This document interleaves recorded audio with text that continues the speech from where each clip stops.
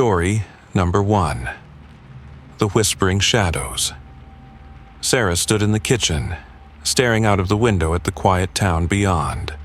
The moonlight bathed the streets in an eerie glow, casting long shadows that seemed to stretch and twist. Her childhood home, the one she had left behind years ago, felt strange now. Something was off. Something was wrong. It had started only a few nights ago. A soft murmur at midnight. Something she couldn't quite understand, drifting through the walls of the house. At first, she thought it was nothing more than the house settling, the old timber creaking in the dead of night. But every night since, the whispers returned. Not just creaks. No, this was something far darker. The shadows in the hallway had begun to change too. At first, it was subtle, just a flicker of movement out of the corner of her eye. A shape that seemed to shift when she wasn't looking directly at it. She dismissed it as nothing more than the tricks of tired eyes, a consequence of living in a house full of memories, both good and bad. But last night it had been different. As Sarah walked down the hallway toward her bedroom, she saw it. A figure, tall and hunched, lurking just outside the reach of the dim light from the hallway lamp. When she blinked, it was gone. Tonight, as she sat on the couch, the air thick with the scent of old wood and dust, she tried to brush it all off. Her mind was playing tricks on her, she thought. She was just tired, too many memories flooding her mind as she returned to the place where she'd grown up. The house was just old, that was all.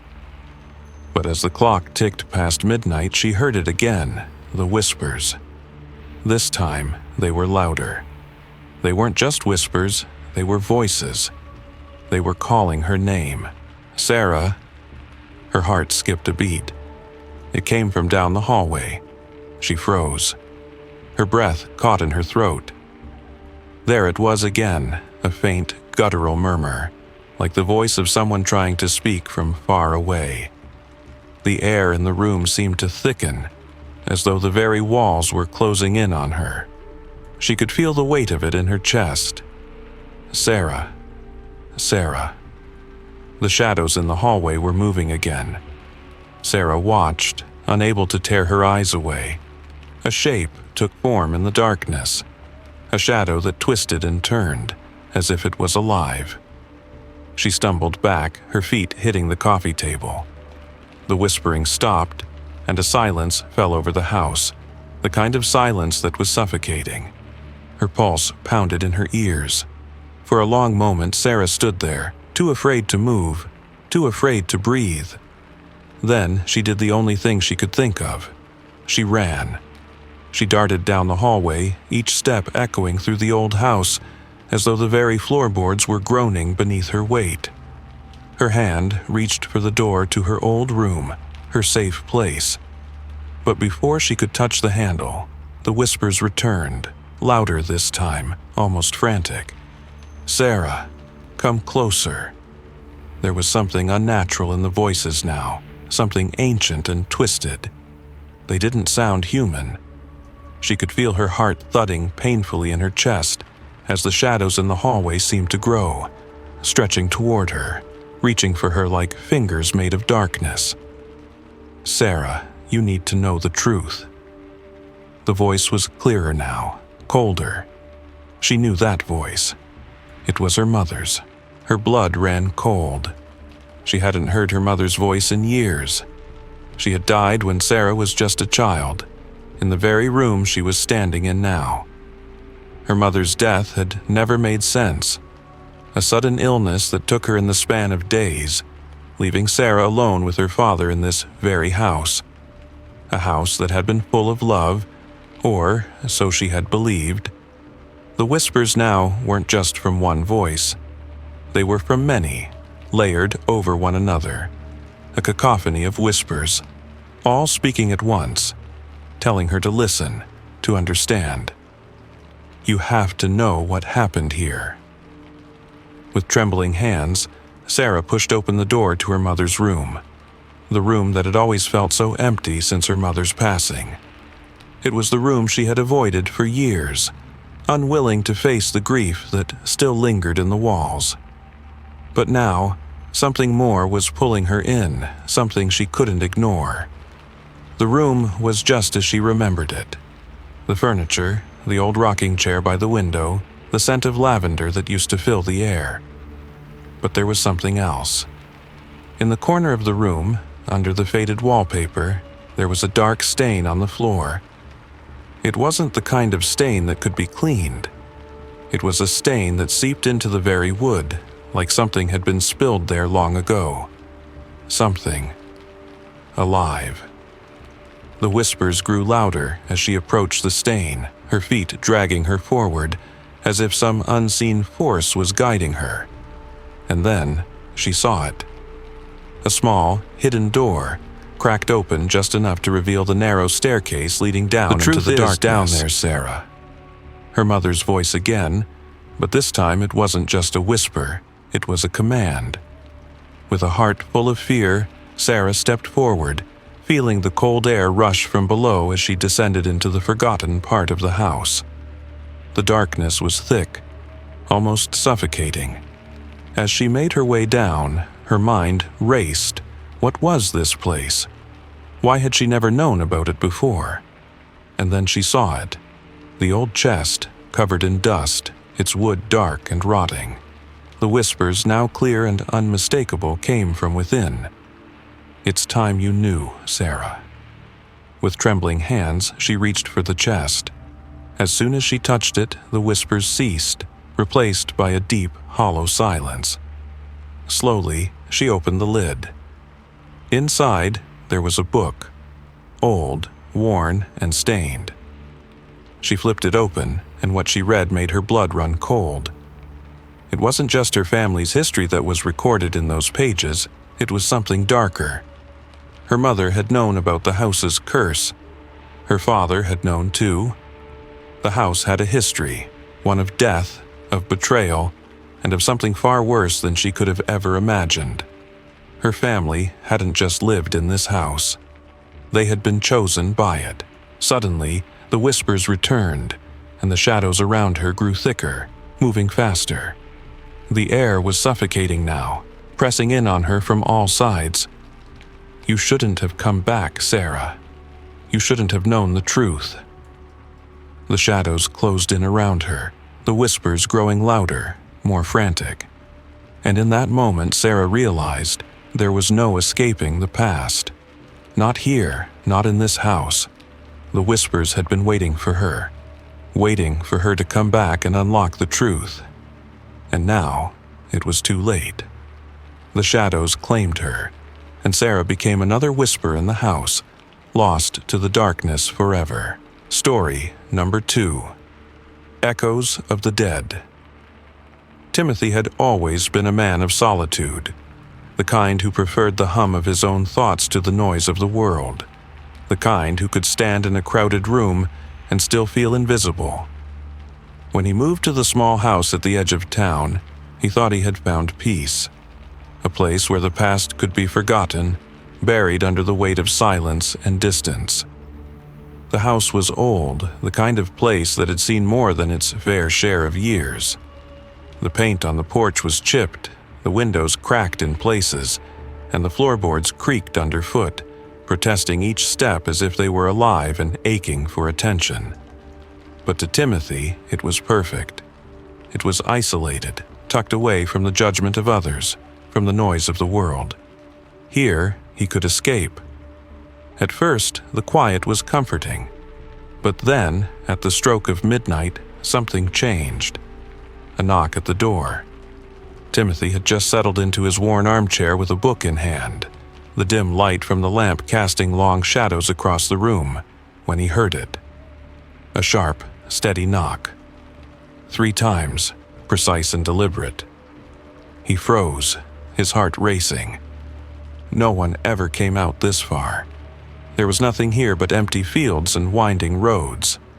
He hadn't expected company. He stood slowly, his legs stiff from the stillness, and made his way to the door. A quick glance through the peephole revealed nothing. No car parked out front. No sign of anyone in the yard. But the knock had come from the other side. He hesitated, his hand hovering over the knob, then turned it. The door creaked open. A man stood on the doorstep, his face partially obscured by the shadow of his wide-brimmed hat. The night air was cool, carrying with it the faint scent of earth and decay. The stranger's coat was dark, almost black, and seemed to swallow the light from the porch lamp. He didn't seem surprised to see Timothy, as though he had been waiting there for him. "I knew you'd be here," the man said, his voice low, gravelly, as though it had been dragged across a lifetime of regrets. Timothy frowned, a chill creeping up his spine. "Who are you?" The man didn't answer directly. Instead, he took a step forward, his eyes glinting from beneath the brim of his hat. "I know who you are," he said, his voice dripping with a strange certainty. "I know what you did." Timothy felt the air grow heavier, as though the words themselves had weight. His stomach tightened. "What do you mean? What do you want from me?" The stranger didn't speak again. He just stood there, eyes locked on Timothy, waiting. A pulse of fear ran through him. This wasn't right. I don't know you." The man didn't flinch. His lips curled into something that could have been a smile, but it wasn't a smile. It was the kind of expression someone wore when they knew a secret you didn't want to know. "You will," he said. And with that, he turned and walked away, disappearing into the darkness. Timothy slammed the door shut, his heart pounding in his chest. What was that? Who was that? His mind raced, but he couldn't make sense of it. He tried to shake off the encounter, to tell himself it was some kind of joke, a prank. But it didn't feel like that. It felt too real. The next night, at the same time, another knock echoed through the house. Timothy stood frozen, the hairs on his neck standing at attention. The same knock. 3 sharp raps. He didn't want to open the door, but some force inside him, some irresistible pull, pushed him to it. He opened the door, and there he was again, the stranger. This time, he didn't even wait for Timothy to speak. "You left her there," the man said. His voice was different now, colder, more accusing. "In the back seat, you didn't even look back." Timothy's stomach dropped. His mind spun. He couldn't breathe. "What are you talking about?" His voice was shaky now, the tremor in his hands betraying him. The stranger stepped forward, his eyes unwavering. "You know what I mean. You know what you did." The memories flooded Timothy's mind, dark and horrible. He saw her face, the girl in the back seat of his car, staring at him with wide, terrified eyes as he sped away. He had been drunk. He had been reckless. And in his panic, he hadn't gone back. He hadn't stopped. He had driven off into the night, leaving her behind. And when he returned to the scene hours later, she was gone. Vanished. No trace of her. But the guilt had stayed. It had been there, gnawing at him every day, every night. The stranger's voice broke through his thoughts. "You think you're free from it.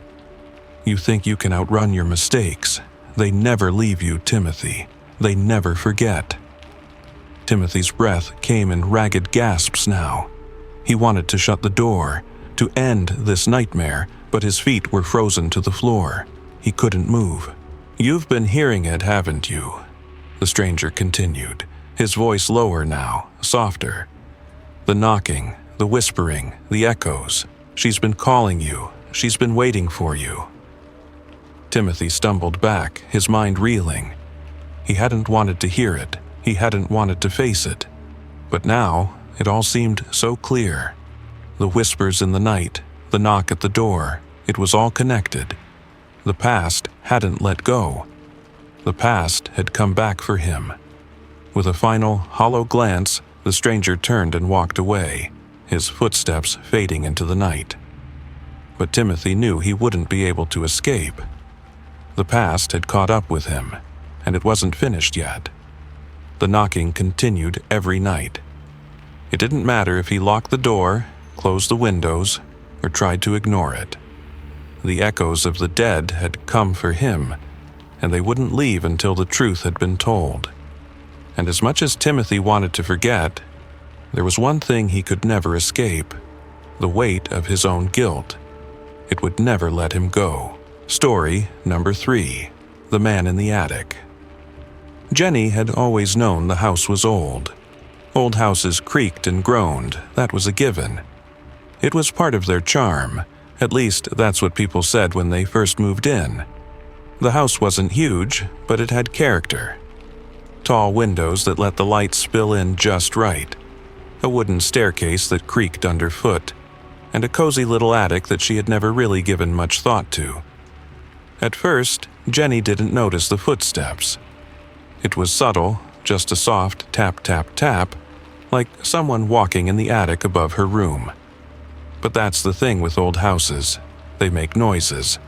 The wind, the settling of the foundation, pipes shifting in the walls. She told herself that's all it was. But as the weeks passed, the sound became more persistent, more deliberate.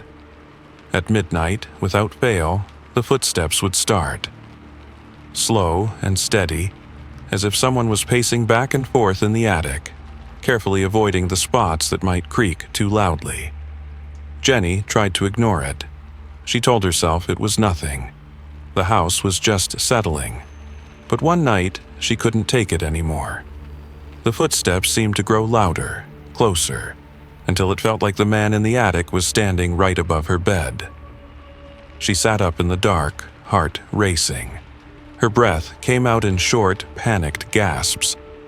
She'd lived in the house for months now, and the sound had always been there, but tonight something felt different. There was a heaviness in the air, a tension she couldn't explain. She grabbed her flashlight from the bedside table, the beam of light shaky as she turned it on. Her feet hit the cold wooden floor as she stood up. The house seemed unusually still, almost waiting. She knew she shouldn't, but she couldn't help herself. Slowly, she crept out of her room, the flashlight casting shadows on the walls as she made her way toward the stairs that led to the attic. The stairs creaked under her weight as she ascended. The air grew colder the higher she went, and with each step her heart pounded harder in her chest. When she reached the top, she stood at the attic door, her hand hovering over the handle. The footsteps had stopped. For a long moment the house was quiet. Jenny held her breath, listening. Nothing. Not even the hum of the old house settling. She pushed the door open, the hinges groaning in protest. The beam of light from her flashlight cut through the darkness, revealing rows of old boxes, forgotten furniture, and dust-covered belongings. And then she saw him. A man, sitting on the floor in the far corner of the attic. His clothes were ragged, his hair wild, and his eyes, those eyes, were wide and staring, unblinking. He looked like he hadn't seen daylight in years. His face was gaunt, hollow, like he hadn't eaten in days, or weeks. His skin was pale, his hands trembling as he sat there, completely still, watching her with an intensity that made her blood run cold. She took a step back, her breath catching in her throat. "Who are you?" Her voice shook as she spoke. The man didn't answer right away. Instead, he tilted his head slightly as if studying her. Then his lips parted, and the words came out in a rasping whisper. "I've been waiting for you." Jenny froze. Her heart thudded against her ribs. "Waiting for me?" The man nodded, his gaze never leaving her. "I've been here a long time, waiting for someone to listen. Someone who would understand." Jenny swallowed, trying to keep her voice steady. "What do you mean? Who are you?" The man's eyes seemed to cloud over for a moment, and then he looked down at his hands, as though he were gathering his thoughts. When he spoke again, his voice was hoarse, but there was a strange, almost nostalgic quality to it. I was here before you, a long time ago. I came to this house looking for something, but I found nothing but darkness. This house, it doesn't let go. It keeps you here, trapped, no matter how hard you try to leave. Jenny stepped closer, the flashlight shaking in her hand. What are you talking about? He looked up at her, his eyes wide with a mix of fear and desperation. The house, it feeds on the people who live here. It traps them. You can try to leave, but it will pull you back. I've been here for years. At first, I tried to get out, but every time I left, it brought me back. It's not the house itself, it's something inside, something alive. Jenny's chest tightened. What is it? What's inside? The man's gaze grew distant, and his voice dropped to a whisper so low she had to strain to hear. It's been here for a long time, long before me. A darkness, a presence that lives in the walls. It's waiting, and it chooses who stays. I thought I could escape, but it didn't let me. It won't let you either. Jenny's mind raced, the weight of his words pressing down on her. She couldn't move. Her legs felt frozen in place, and the flashlight in her hand seemed to flicker. The air in the attic grew colder, the darkness around her pressing in like it was alive. And then, without warning, the man began to cry. Not loud, violent sobs, but quiet, choked sobs, as if the years of torment had finally broken something inside him. "I'm sorry," he whispered. "I'm sorry I didn't warn you. It's too late now." Jenny's pulse quickened. "What do you mean it's too late?" The man's eyes widened in terror. He tried to speak, but the words didn't come out. His mouth moved, but no sound escaped. And then, with a sudden sickening crack, the attic door slammed shut behind her. The darkness engulfed her. She screamed, but the sound was swallowed by the walls of the house. The man's voice, though faint, echoed in the distance. "You shouldn't have come." And then, as the darkness took her, Jenny understood. The house had claimed her, just like it had claimed him. Story number 4. The Unseen Guest. Mason had always been the kind of man who rolled his eyes at ghost stories. He'd grown up on them, sure, but he never believed in any of it. The supernatural was just that, supernatural. There were no ghosts, no spirits, no shadows that moved of their own accord. People liked to believe in such things because it gave them a sense of mystery, a sense of wonder. But not Mason. He had a clear, logical mind. Ghosts didn't exist. Simple as that.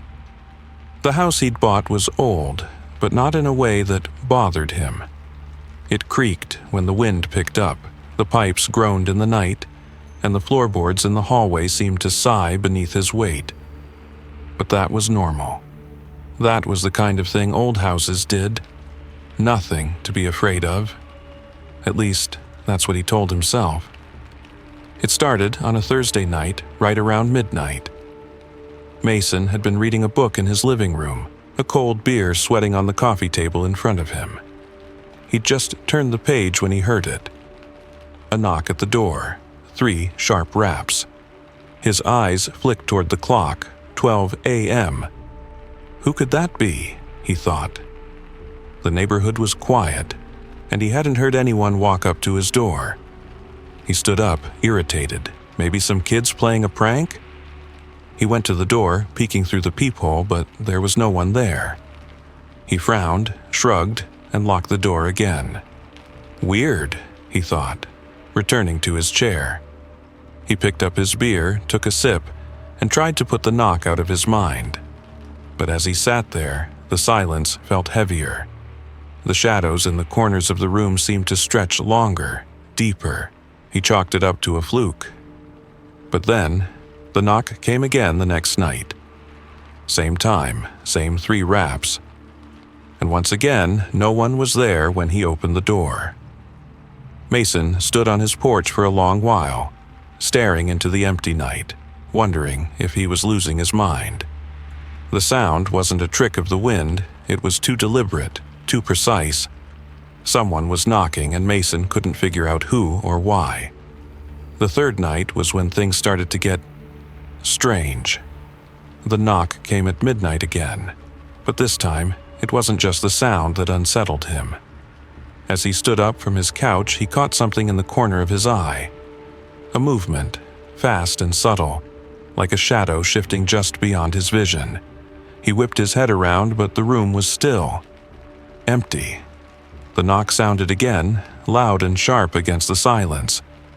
This time, Mason didn't hesitate.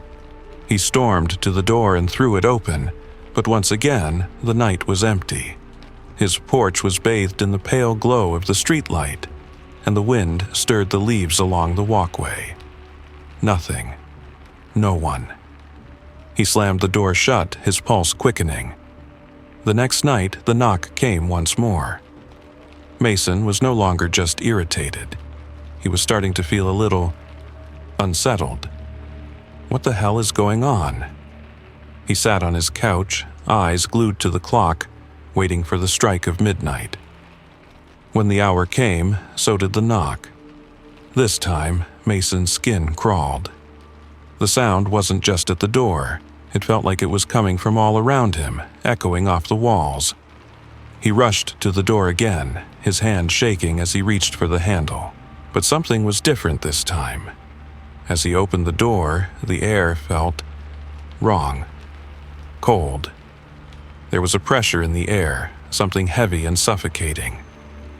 Mason stepped outside, looking around, but the street was as empty as it had been the other nights. He stood there for a long time, the cold air biting at his skin, his breath coming in visible puffs. And then, just as he was about to step back inside, he saw it. In the corner of his vision, there was something. No, someone. A figure. It was tall, too tall, and its shape was wrong. It seemed to bend and flicker, like it wasn't quite solid, like it was struggling to hold form. The figure was standing across the street, just beyond the reach of the streetlight. For a second, Mason thought it was a trick of the light, or maybe a person just out of his line of sight. But when he turned his head, there was nothing there. Nothing. The figure was gone. Mason's heart thudded in his chest. He closed the door with a force that rattled the windows. What the hell was going on? Who or what had been knocking at his door every night? What was that thing he'd seen? The next few nights were the same. The knock came at midnight, but now it wasn't just a knock. There was a sense of presence behind it, a feeling of someone watching him, waiting. The figure, whatever it was, would appear in his peripheral vision, flickering in and out of sight, always just beyond reach, always out of focus. One night, Mason stayed up, determined to confront whatever was haunting him. The clock ticked closer to midnight, the seconds dragging on like hours. When the knock came, he didn't rush to the door. He stayed in the living room, heart hammering in his chest, knowing it was coming. The knock came, sharp and precise, and this time he didn't look away. Mason stood, his legs shaky but resolute, and made his way to the door. He opened it slowly, his breath catching in his throat. The street was empty as it always was, but when he stepped outside and looked into the shadows, he saw it again. The figure. But this time, it wasn't just flickering, it was standing still, in the darkness, watching him with hollow eyes that gleamed with an unnatural light. Before he could move, the figure took a step toward him. And then, in a voice that was barely a whisper, it spoke. "You shouldn't have opened the door."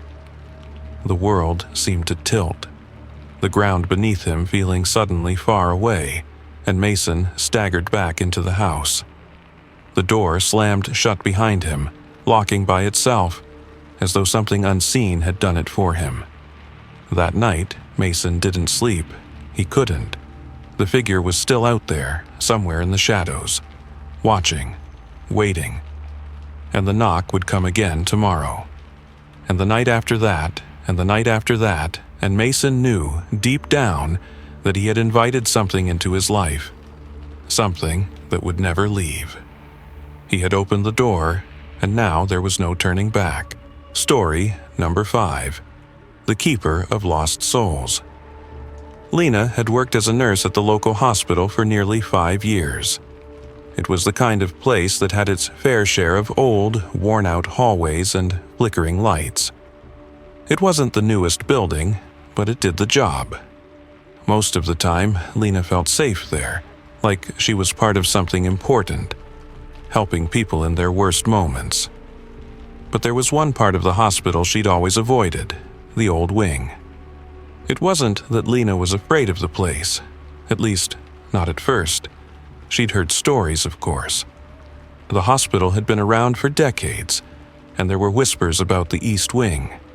It had been shut down years ago after a fire, the damage too severe to repair. The area was sealed off, and no one was allowed inside. Yet, on more than one occasion, Lena had caught a glimpse of something from the corner of her eye. Shadows moving, lights flickering in that forgotten part of the building. But she told herself it was just her imagination. A nurse's mind tended to play tricks when you were tired and stressed. It all started one night, just after midnight.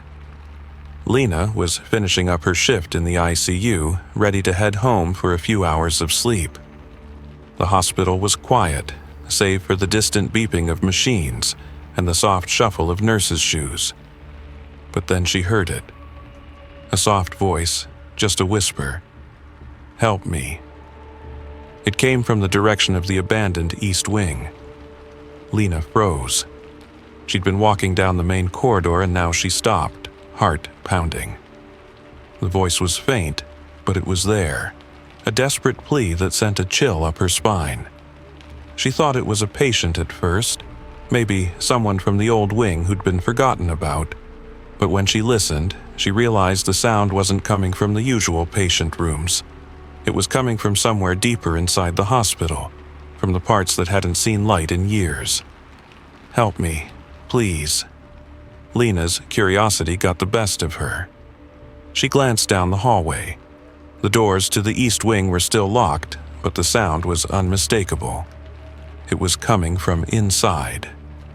Without thinking, she found herself walking toward it, drawn by the whisper, unable to resist. As she approached the old wing, the air grew heavier, colder. The hospital felt like it was holding its breath. She tried the door, but it was still locked, just as she expected. Yet the voice, soft and pleading, continued. "Help me, please." Lena's heart was pounding in her chest now. She reached into her pocket for her phone, ready to call security. But as she turned to leave, something caught her eye.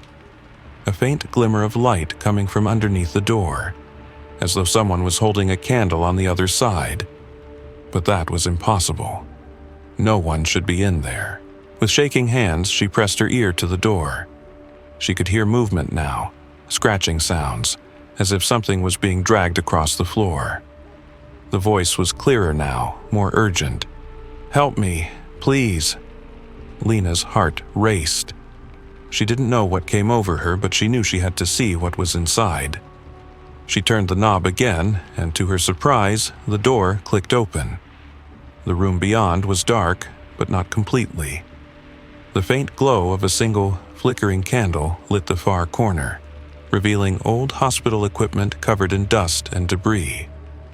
There was a stale, musty smell in the air, and the walls were peeling, faded from years of neglect. And then she saw it. A figure, standing in the far corner, draped in tattered hospital sheets. It was a woman. No, it was more than that. It was a figure that seemed to hover, its face obscured by the sheets that wrapped around it. The voice was louder now, coming from the figure, but it wasn't human. It was a tortured, hollow cry, as if 1,000 souls were begging for release at once. "Help me, let me go." Lena stepped forward, her legs unsteady. Her breath was shallow as she whispered, "Who are you?" The figure didn't respond. Instead, it began to sway, as though something invisible was pulling it toward her. The room grew colder, the temperature dropping rapidly. Lena could see her breath in the air now, and the shadows seemed to stretch unnaturally across the walls. Suddenly, she felt a presence behind her, a heavy, suffocating pressure. She spun around, her flashlight shaking in her hands. Standing in the doorway was a man. He was tall, his face shadowed by a wide-brimmed hat, but his eyes were gleaming with a cold, unnatural light. The man wore a long, black coat, his presence exuding a strange authority that made Lena's blood run cold. He didn't speak, but as he stepped into the room, the figure in the corner began to move toward him, slowly, as though it had no will of its own. Lena watched, frozen in place, as the figure reached the man. He reached out with one hand, gently touching the woman's head. The moment his fingers made contact, the figure seemed to dissolve into the air, vanishing like mist in the wind. Lena felt a surge of fear and confusion. What just happened? The man turned his head slightly, his eyes narrowing, and then, for the first time, he spoke in a voice that was soft yet commanding. "I am the keeper of lost souls. I come to collect those who have been forgotten, those who have been left behind." Lena took a step back. "What do you mean? Who are you?" The man's expression softened slightly, though there was no warmth in his eyes. "You heard her voice, didn't you? She was calling out for help, but no one could hear her. This room is a prison for the forgotten, for the souls trapped here by the hospital's darkness. And every night I come to collect them." Lena felt a cold shiver run down her spine. "Why? Why are they here?" The keeper didn't answer right away. He only looked at her with those chilling eyes. "Some souls are meant to be forgotten, and some are never meant to leave."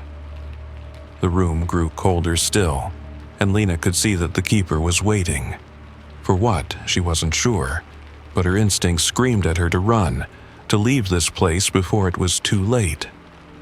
But it was already too late. Before Lena could turn away, the keeper's hand shot out, grabbing her wrist with a force she couldn't escape. His eyes bore into hers, and in that instant, Lena knew she was no longer standing in the hospital. She was standing in a place beyond time. A place where lost souls wandered, forever searching for a way out. "You will not leave, Lena," the keeper whispered. "You have been marked." The darkness closed in around her, and in that moment Lena understood.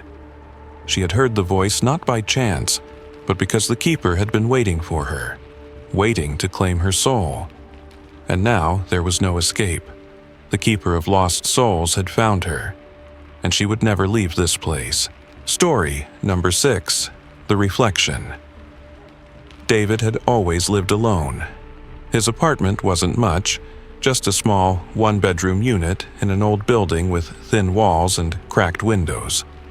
It wasn't perfect, but it was his. It was quiet, and that's exactly how he liked it. After work, he would sink into the solitude of his apartment, letting the world outside fade away. He didn't need much else. At first, the strange thing with the mirror seemed like nothing. It started small, almost like a trick of the light. David would walk past the bathroom mirror, glance at his reflection, and for just a moment, something felt off. But it was quick, just a flicker of movement, like the light bouncing off the glass in a way that made him second-guess himself. But as the days passed, he couldn't ignore it anymore. One evening, after coming home from a late shift, David stood in front of the mirror, staring at his reflection as he washed his hands. He had been so tired lately, sleep-deprived and running on caffeine, so he figured maybe he was just seeing things. But then, it happened. His reflection moved just a fraction of a second before he did. It wasn't like a delayed response or a trick of the eyes, it was deliberate. David froze, his hand still under the running water, and stared at his reflection. The man in the mirror, his reflection, grinned. A wide, unsettling smile that David hadn't made. It wasn't his expression at all. His heart thudded against his ribs as he jerked his head back, but the reflection didn't stop smiling. It remained locked in place, staring back at him, its eyes cold and empty. David stepped away from the mirror, his breath shallow. Okay, he muttered to himself, trying to calm the panic rising in his chest. Just a trick of the light, just tired. But it wasn't. And it wasn't just once. The next night, as David stood before the mirror brushing his teeth, his reflection did it again. This time, it wasn't a grin. The figure in the mirror didn't just mimic his actions. It ignored them. It moved on its own, making deliberate gestures as though it had a mind of its own.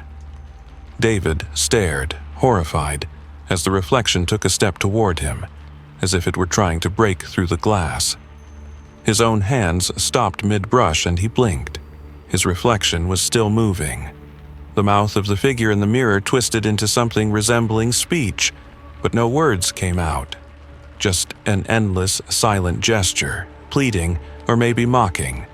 The figure's eyes, his eyes, were locked on him, but they weren't his. They were different, darker.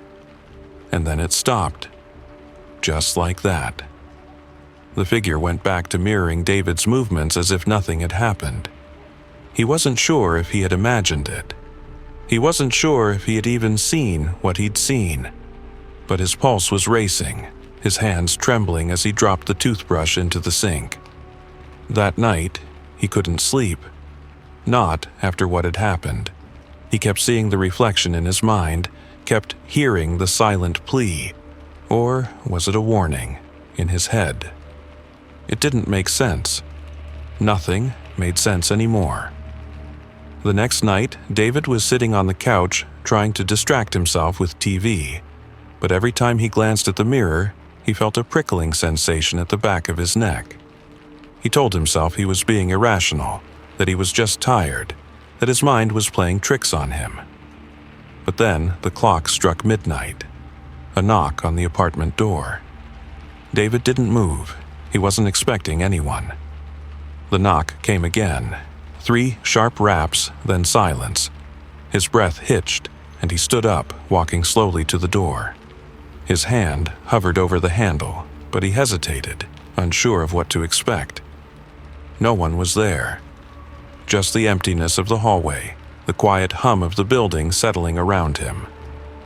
David turned around, his feet dragging, but as he passed the bathroom, he caught sight of the mirror again. And that's when he saw it. The reflection was no longer just an echo of his actions. It was alive. The man in the mirror was standing there, not mimicking him, not copying his movements, but acting on its own. David's reflection reached out toward him, one hand pressed against the glass, its fingers curling and scratching as though trying to break free. David stumbled backward, his mouth going dry. His breath caught in his throat as he looked at the figure, it, in the mirror. It was staring at him with eyes full of malice, eyes that weren't his. Its mouth moved, forming silent words, but David could hear nothing. But then, just as quickly as it had started, the reflection stopped. It let its hand fall to its side, its expression smoothing into the same passive gaze he was wearing. The figure stepped back, returning to mimicking his every move.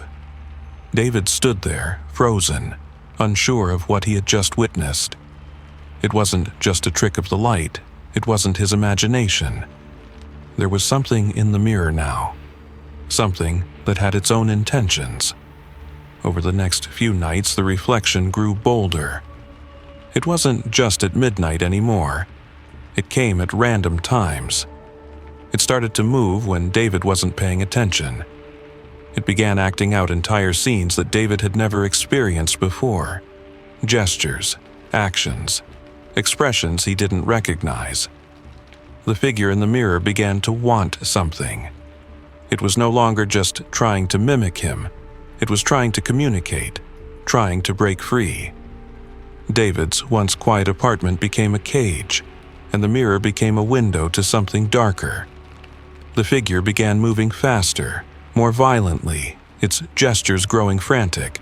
It slammed its fists against the glass, trying to break free, leaving cracks in the surface.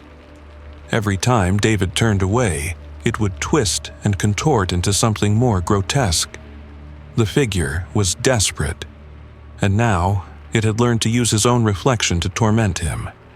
And then, on the final night, the reflection wasn't just trying to escape, it was coming for him. David woke up to the sound of his own breathing, heavy and ragged. The clock on the wall read 2 a.m., but something felt wrong. Something wasn't right. He looked toward the bathroom, his eyes drawn to the mirror. The figure in the glass was grinning. It wasn't his smile, it was wider, crueler. The reflection was staring at him, waiting for him to approach. And this time, David didn't fight it. He walked toward the mirror, his steps slow and deliberate, as though some force was pulling him in. His heart raced in his chest, the air in the room thick with a suffocating tension. And then, in an instant, the reflection's hand shot through the glass, grabbing his wrist with a grip so tight it sent a shock of pain up his arm. David screamed, but his voice was swallowed by the oppressive silence of the room. The figure in the mirror was no longer just a reflection. It was real, and it was pulling him in. David's last thought before the world went black was a single, horrifying realization. The reflection had won. Story number 7. The Child's Prayer. The village of Hollowbrook was quiet. Too quiet for those who lived there. Surrounded by dense woods and tucked away from the world, it seemed like the kind of place that had been forgotten by time. Life in Hollowbrook had always been simple, but lately something had begun to stir. Something that filled the air with a thick, choking sense of dread. It started with the disappearances. At first, it was just one child, a little girl who had wandered off into the woods and never returned. Then, a boy, barely 7 years old, vanished from his own bed in the middle of the night. The parents said the same thing every time. No sound, no sign of a struggle. Just empty rooms, beds undisturbed except for the absence of their children. Soon, other families began to lose children. A village of 10 families had quickly turned into one where half of the children had disappeared without a trace. Anna, a mother of 2, had begun to feel the weight of the fear that was slowly choking the village. Her little boy, Isaac, was 6, just the right age to be snatched away. The worry gnawed at her every moment. She tried to act normal, to keep him safe and calm, but deep inside, she knew the danger was real. The stories, the whispers, the unsettling silence. It was all too much to ignore.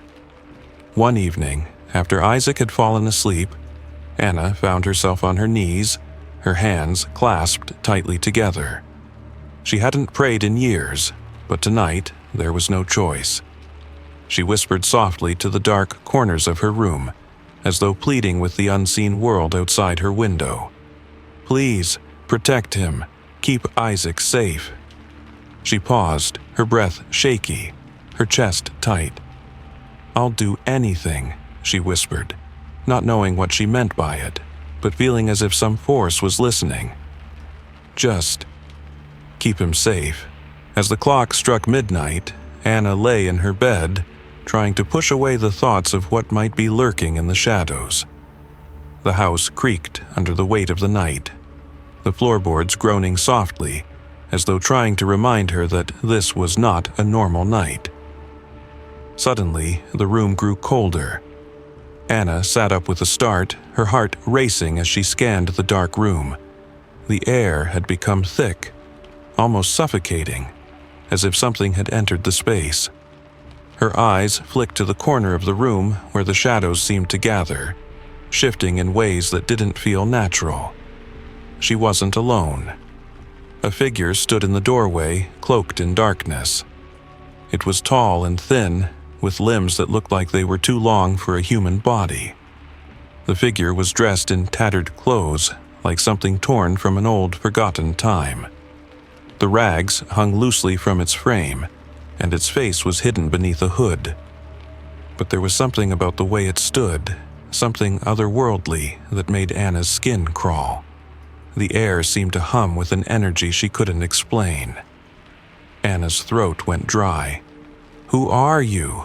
she whispered, her voice shaking. The figure stepped forward, and though its movements were slow, it seemed to glide across the room, never touching the floor. It stopped at the foot of her bed and spoke in a voice that was low and hollow, like a whisper carried on a breeze that had traveled too far to ever return. "You made a promise," the figure said, its voice like the rustling of dead leaves. "A long time ago." Anna's heart raced, and she gripped the edge of the bed, trying to steady herself. "What are you talking about?" The figure lifted its head, revealing a face that was not a face at all. It was a hollow, empty void, a blackness where eyes and features should have been. The emptiness seemed to reach out to her, pulling at her soul. "The pact," it continued, "the one made long before you were born, the pact that must be fulfilled." Anna's mind reeled, and she tried to speak, but the words wouldn't come. She had no memory of any pact, no recollection of any promise made. She couldn't remember any deal or bargain. She had nothing to offer, nothing to give. But the figure didn't wait for her to answer. It leaned closer, its presence suffocating, its voice a whisper that echoed in her ears. "If you do not fulfill your end of the bargain, your child will be taken. Forever." Anna's breath caught in her throat. She reached for Isaac, who was still asleep in the next room, oblivious to the conversation unfolding in the darkness. "I don't understand," she whispered, tears filling her eyes. "What do you want from me?" The figure took another step closer, and the room grew even colder, until Anna's breath turned to fog. "You've always known," it said, its voice echoing as if it was coming from all around her. "You gave your child's soul, Anna, a soul for a soul, a price for protection. That's what the pact was." The figure's words sank deep into her bones. It was as if a fog lifted from her memory, revealing fragments of a past she had tried to forget. The promise she had made in desperation. The night she had lost her own mother to illness and, in her grief, had begged for anything to save Isaac.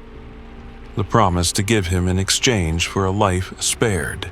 The midnight visitor, the keeper of pacts, had come to collect. "No," Anna whispered, her voice breaking. "No, please, I was just desperate. I didn't understand.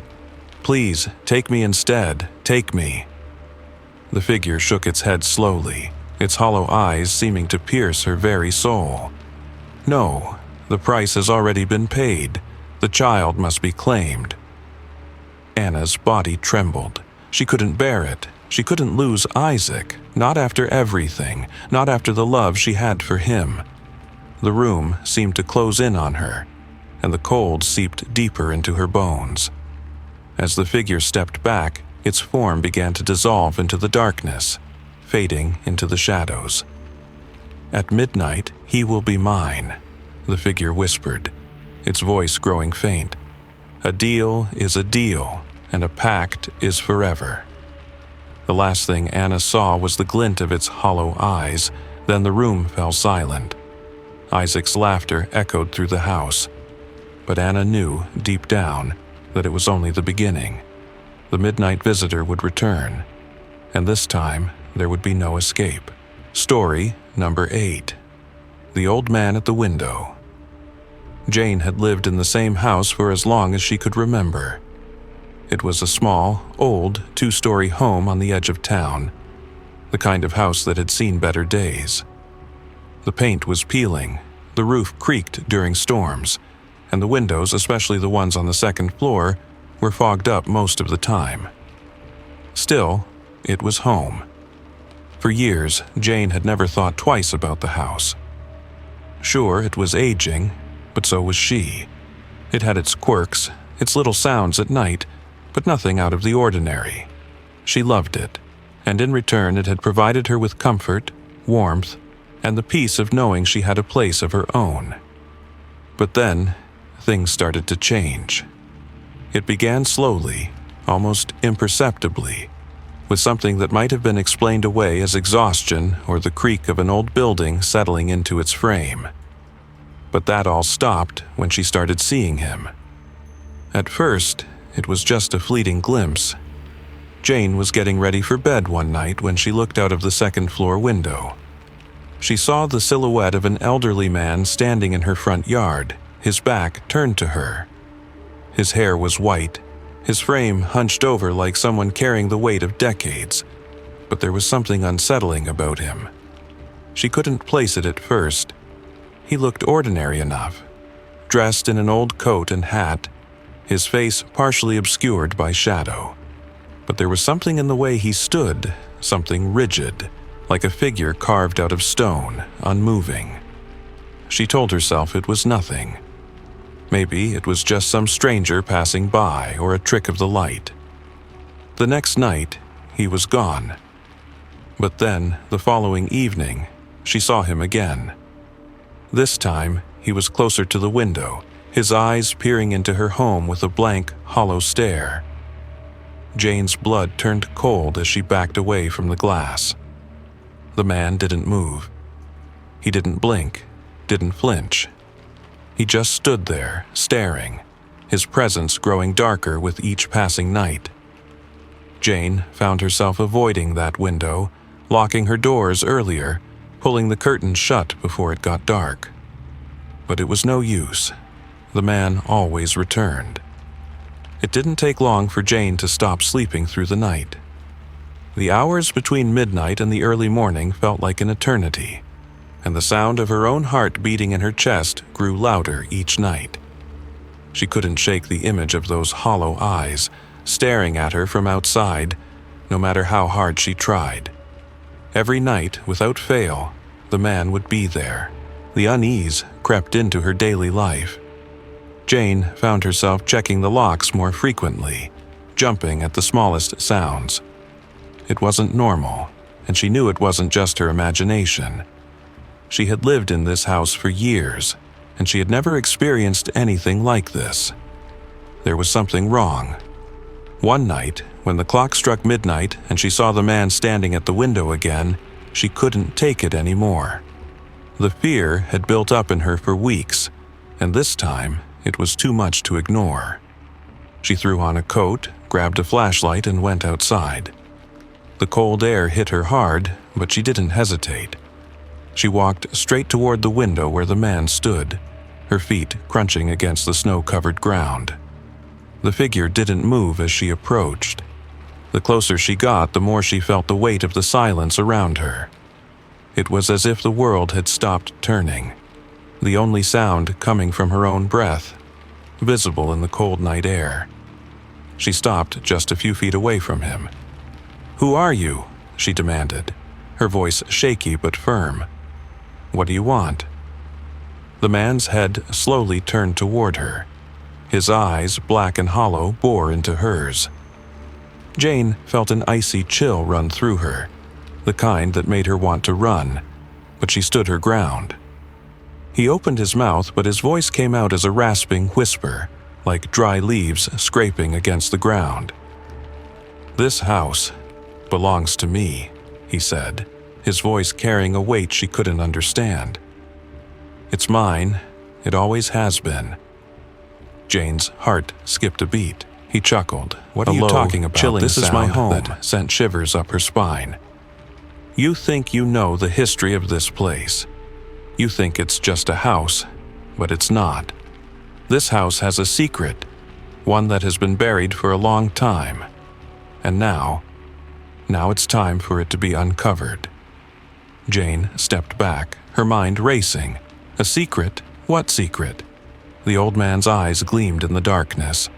A pact, a deal made long ago in the darkness of the night, a deal that binds the soul of this house. Your soul, too. Jane blinked in confusion. My soul? What are you talking about? The man's face twisted into a grin, but there was no warmth in it. You've been living in a lie, Jane, you and your family. This house isn't just wood and stone, it's a prison. It holds something dark, and it can only be freed when the pact is fulfilled. But it's too late for you now. The house has claimed you. Her knees went weak and she stumbled back. No, this can't be real. You're just an old man. What do you want from me? The old man took a slow, deliberate step forward. You don't have much time. The pact is almost complete. And once it's done, everything you love will be gone.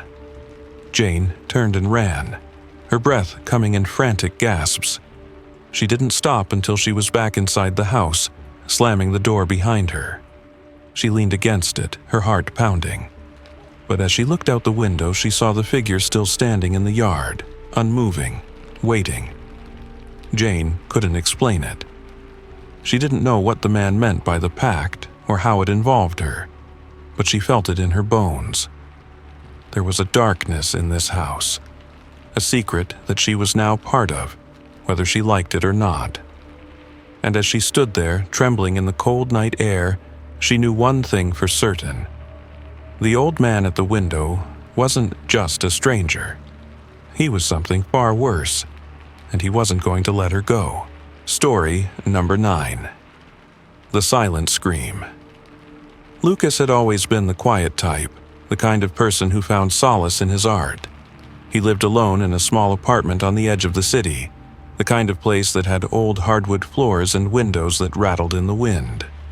The apartment had its quirks, but it was cheap, and for someone like Lucas, that was enough. His passion for painting had been with him since he was a child, and now, in his mid-20s, he was working hard to make a name for himself in the art world. The problem was, it wasn't easy. The gallery owners he'd met had all told him the same thing. Your work is interesting, but it lacks something. Emotion, maybe. Passion. People want to feel something when they look at a painting, Lucas. That's when he started to push harder. He started to paint at night, alone in the dim light of his studio, forcing his mind to go places it had never gone before. At first, his work was the same. Abstract shapes and colors, splashes of this and that. But as the days stretched into weeks, something began to change. It started small. One night, around midnight, Lucas was standing in front of his latest piece, a chaotic swirl of colors and jagged lines, when he noticed something strange. The painting was different. The colors had shifted in a way he hadn't remembered, and as he leaned closer, he could see the faint outline of a face, contorted, twisted in a silent scream. He stepped back, rubbing his eyes. He hadn't painted that face. He was sure of it. But there it was, staring at him, eyes wide with terror, mouth open as if to scream, but no sound came. It was like the face was trapped within the canvas, unable to escape. He felt a chill run down his spine. He hadn't been drinking, hadn't been sleep-deprived. Nothing should have caused this. The next night, the same thing happened. At midnight, when the clock struck 12, he returned to his studio and found another face. This one was different. Hollow, gaunt, but still twisted in that same silent scream. This time, the face seemed clearer, more distinct, and as he stared at it, something strange happened. He could hear it. It wasn't a sound in the physical world, but in his mind. a high-pitched, desperate scream that echoed through his skull. Lucas staggered back, clutching his head as the sound became louder, more insistent. He couldn't escape it. It was as if the scream was coming from inside him, filling every corner of his brain. He felt dizzy, sick, like something was clawing at his mind. He had to stop painting. He had to. But the next night, there it was again. Another face. And this time, the scream was louder, more distinct. He could almost hear the words, "Help me." But they were faint, like whispers in a crowded room. He wasn't sure if he was hearing them with his ears or his mind, but it didn't matter. They were real. The faces were multiplying now. Every time he looked at his work, more and more faces appeared. Some twisted in agony, some with eyes that seemed to follow him. Others with open mouths, frozen in eternal, silent screams. Each one felt like a living thing, a consciousness trapped within the canvas. And the longer he looked at them, the more the screams grew louder, more frantic. At first, Lucas thought he was losing his mind. Maybe it was the isolation, the late nights, the pressure to succeed. But then, it got worse. One night, around midnight again, Lucas was in his studio, staring at the latest painting. He could barely see the canvas for the faces that seemed to crowd around him. But then something different happened. He heard the door behind him creak open. He spun around, his heart hammering. No one was there. But then he felt it. A cold, heavy presence, like someone was standing just behind him, breathing down his neck. He turned slowly, but there was nothing there. Still, the feeling didn't leave. The air had grown thick, almost suffocating, and the screams in his mind grew louder, more chaotic. They were blending together now, forming a horrible, inescapable sound that filled his ears. He stumbled backward, tripping over his own feet, and fell to the floor. The door slammed shut. Panic surged through him. He scrambled to his feet, trying to catch his breath, his mind racing. What the hell was happening to him? He reached for the door handle, but the door wouldn't open. It was locked. He pulled at it with all his strength, but it wouldn't budge. And then he saw it. A figure standing in the corner of the room. At first, he thought it was just another trick of the light, but no, this was real. The figure was tall, thin, and dressed in dark clothes, its face hidden in shadow. It wasn't the man who had been coming to the studio before, but it had the same presence, the same overwhelming feeling of being watched, the figure whispered, its voice rasping and hollow, like it came from 1,000 miles away. "This is not your realm." Lucas's throat tightened. He couldn't speak. The room felt like it was closing in on him, the walls pressing in from all sides. "The midnight visitor," the figure continued, its voice seeping into his mind. "You have unleashed it with your art, and now you must pay the price." Lucas backed away from the figure, but the walls wouldn't let him move. The screams were deafening now, a maddening roar in his head. "No!" he screamed, his voice barely audible over the noise. "I didn't mean to, But the figure didn't listen. It stepped closer, and as it did, Lucas saw its face for the first time.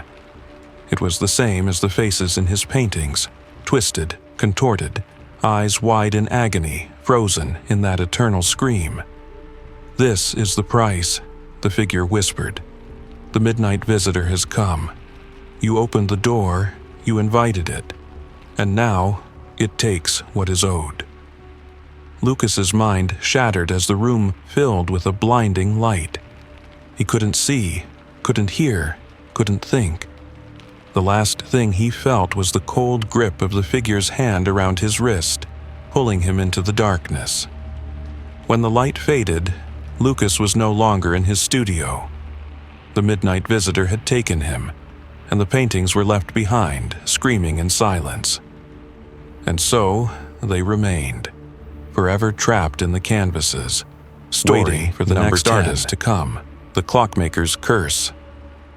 In the sleepy town of Willow Creek, time had always moved slowly.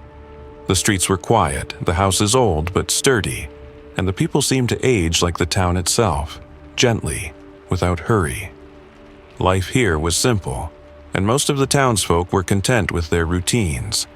But even in a place like this, things were bound to change.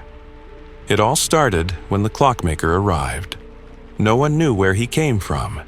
He appeared one foggy morning, walking into town with nothing more than a suitcase and an old wooden cart full of clocks. His face was hidden behind the brim of his wide hat, and his clothes were dark, almost ancient, like something out of a forgotten past. The man set up shop in the town square, offering to fix any broken clocks. He made no promises beyond that, just an invitation to bring in any timepieces that weren't working. And for a town like Willow Creek, where nearly every family had an old clock passed down through generations, this seemed like a godsend. Clocks were important to them. They marked anniversaries, birthdays, deaths. Time was sacred. At first, it was just a few people who brought their clocks to the clockmaker. Old Mrs. Jacobs with her grandfather's pocket watch. Tom Lister with the cuckoo clock that had stopped ticking years ago. But after a while, more people came, and each one who returned from the clockmaker's shop had the same strange thing to say. The clocks worked perfectly. No one could remember the last time their timepieces had ticked so precisely. The cuckoo clock in Tom Lister's living room began to sing again, its little bird popping out at exactly the right time. Mrs. Jacobs was able to wear her grandfather's pocket watch around her neck again, the hands ticking forward as they once had. There was no explanation for it. It just worked. But something began to change in the days that followed. People started noticing things were different. Small things at first. It was like time itself had shifted. The mornings felt shorter and the nights seemed longer. People would look at the clock on the wall, only to find that hours had passed in what felt like minutes. And then, one night, it happened. At exactly midnight, every clock in the town stopped. The sound of ticking came to a halt, and the world fell into an eerie silence. It wasn't just the clocks in the town square, or the ones in the homes of those who had taken the clockmaker's offer. Every clock, every watch, even the grandfather clock in the town hall, all stopped at once. The people of Willow Creek gathered in their homes, wondering what had happened. They rushed to the windows, peering out at the strange stillness outside. The moon hung high, casting a cold light over the town, and the streets were eerily quiet.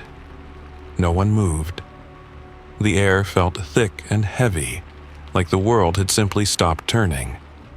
But it wasn't just the clocks that had stopped. Time had stopped. The next morning, the town woke to find that nothing had changed. The sun hadn't risen. The moon still hung in the sky, frozen in place. The streets were still empty, and the sound of life had faded away. There was no dawn, no morning light, only an endless, eternal midnight. People started to panic, of course. They tried to leave town, to drive out, to walk beyond the borders of Willow Creek. But no matter which way they went, they couldn't escape. The town was stuck, trapped in a loop that never seemed to end. It wasn't long before they realized the clockmaker's true nature. He wasn't a man, not really. He was something older, something tied to the very fabric of time itself. People who had tried to fix their clocks, who had accepted his offer, now felt it in their bones. The heavy, crushing weight of time running out. The clockmaker had come to collect. He was not a repairman, not a kind soul offering a service. He was a creature who fed on time. A creature who used the ticking of clocks to mark the passing of lives. And now, he was here to collect the souls of those whose time had run out. One by one, the people of Willow Creek began to disappear. It started with Mrs. Jacobs, who vanished one night while the others slept. Tom Lister was next, his body found cold and lifeless, his eyes staring at the stopped cuckoo clock. The clockmaker didn't take their bodies, he took something else, something far more precious. He took their souls, and with them, time itself.